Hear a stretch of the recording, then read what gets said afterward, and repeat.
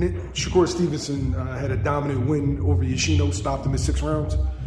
And Devin Haney is facing Vasyl Lomachenko May 20th. Right.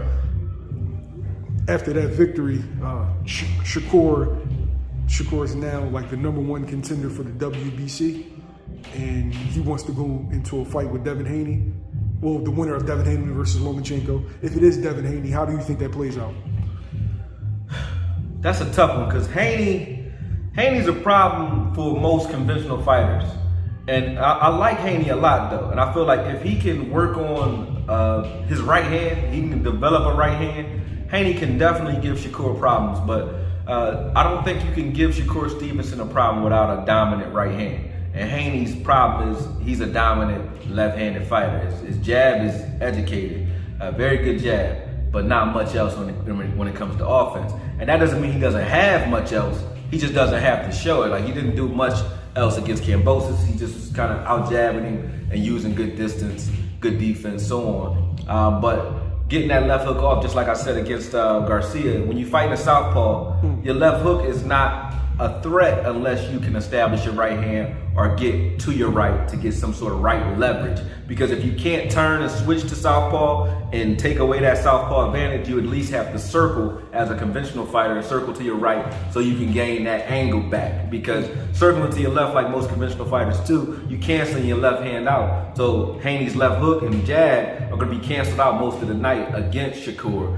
And Shakur is used to fighting conventional fighters, so it's going to be an advantage to Shakur.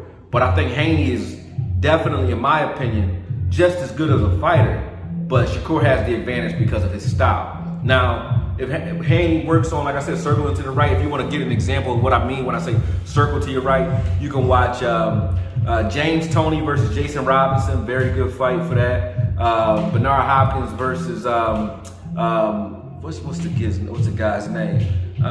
Antonio Tarver. Bernard Hopkins versus Antonio Tarver, very good fight for learning how to fight southpaw. Or you can watch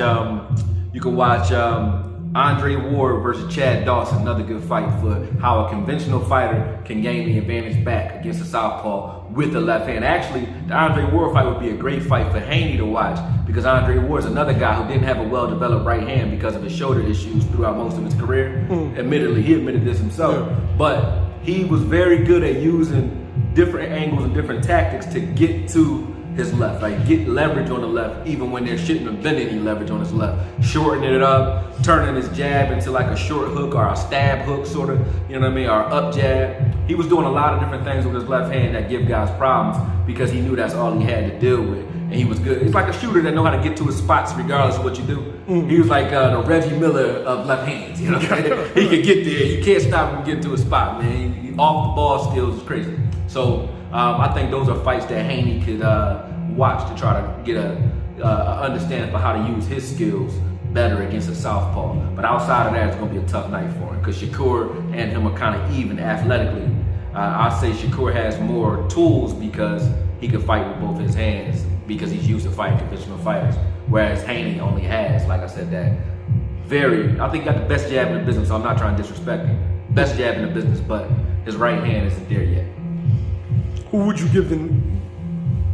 lay money on? That's a 50-50 fight. That's a 50-50 fight. Like I said, I think Stevens got the advantage. If you're going to say, you know, it's a UD, I think, or a split. If it's going 12 rounds, I think Stevens has the advantage, period.